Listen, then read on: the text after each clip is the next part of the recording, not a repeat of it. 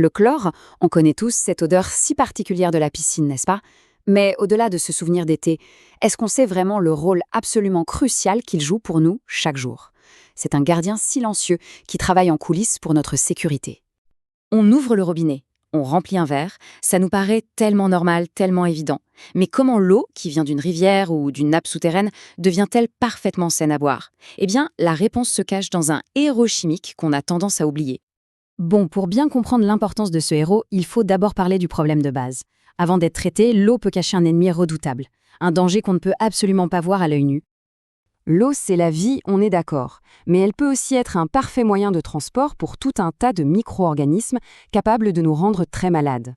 Notre histoire commence donc ici, avec ce besoin vital de neutraliser cette menace invisible. Face à cet ennemi microscopique, il fallait une solution efficace et qui puisse être déployée à très grande échelle. Et c'est là que le chlore entre en jeu en devenant le principal défenseur de la santé publique dans le monde entier. Pensez-y une seconde. C'est la technique de choix sur toute la planète pour que l'eau qui arrive dans nos verres soit saine. Son impact est si colossal que certains experts estiment qu'il a contribué à augmenter l'espérance de vie de 50% au XXe siècle. Rien que ça. Et ce qui est important de comprendre, c'est que son travail va bien au-delà de la simple désinfection. C'est un peu l'agent d'entretien de nos systèmes d'eau. Il élimine des minéraux, empêche les algues de se développer, prévient les mauvais goûts, bref, un traitement vraiment complet. Et son utilité ne s'arrête pas à notre robinet, loin de là.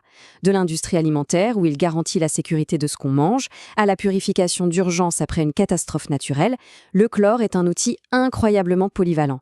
D'accord, c'est efficace, mais comment ça marche concrètement? Comment un simple élément chimique peut-il être si redoutable pour anéantir des organismes vivants? On va voir ça de plus près. Alors voilà, la clé de tout, elle a un nom, l'acide hypochloreux ou HClO. Quand on ajoute du chlore dans l'eau, c'est cette substance qui se forme. C'est elle, l'arme secrète, le véritable agent qui va éliminer les microbes. Ce qui est fascinant, c'est sa stratégie. La plupart des microbes ont une paroi cellulaire avec une charge électrique négative, un peu comme un bouclier qui repousse d'autres éléments négatifs. Mais l'acide hypochloreux, lui, est neutre. Il n'est donc pas repoussé et il peut traverser les défenses sans se faire remarquer, comme un passe-partout. Et une fois qu'il est à l'intérieur, c'est le chaos. L'acide oxyde les composants essentiels de la cellule.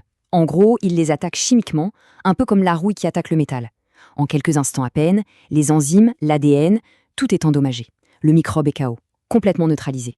Mais attention, il y a une condition cruciale pour que ça marche, le pH de l'eau. Pour que le chlore soit vraiment efficace, il faut que le pH soit dans une fourchette bien précise, idéalement entre 5,5 et 7,5. C'est dans cette zone que l'acide hypochloreux est le plus présent. En dehors de cette plage, son pouvoir désinfectant chute de manière spectaculaire. Jusqu'à présent, on a dépeint le chlore comme un véritable héros. Mais l'histoire, évidemment, est plus complexe.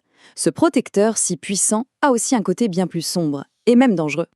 On voit bien ce paradoxe ici. D'un côté, une efficacité redoutable et une sécurité à faible dose. De l'autre, une instabilité chimique qui impose des conditions de stockage très strictes et surtout des risques de manipulation qui sont bien réels. Cette citation illustre parfaitement le danger. On passe d'un simple désinfectant à un poison potentiel. Cette description nous rappelle qu'on a affaire à une substance qui exige le plus grand respect. Ce symbole universel, il ne laisse aucune place au doute. Le chlore, et en particulier sous sa forme gazeuse, ce n'est pas quelque chose qu'on peut prendre à la légère.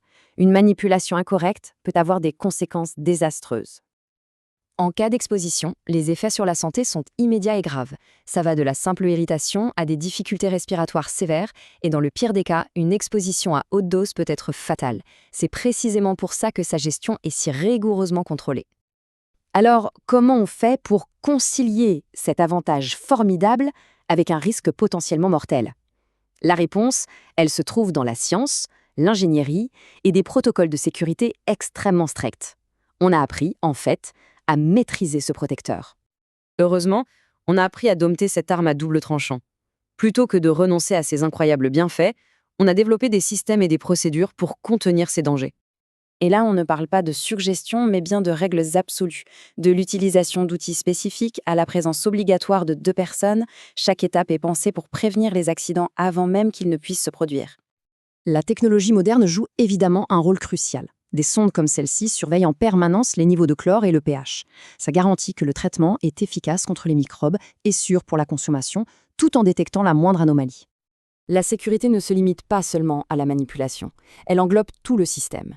Des inspections régulières des réservoirs, des installations de stockage ultra sécurisées pour empêcher tout accès non autorisé, et même le maintien d'une bonne pression dans les canalisations pour éviter toute contamination. Au final, la question reste entière. Le chlore est un paradoxe, une substance dangereuse qu'on a appris à utiliser pour nous protéger d'un danger encore plus grand. Alors la prochaine fois qu'on boira un verre d'eau, on pourra peut-être avoir une petite pensée pour ce gardien complexe et silencieux qui la rend si sûre.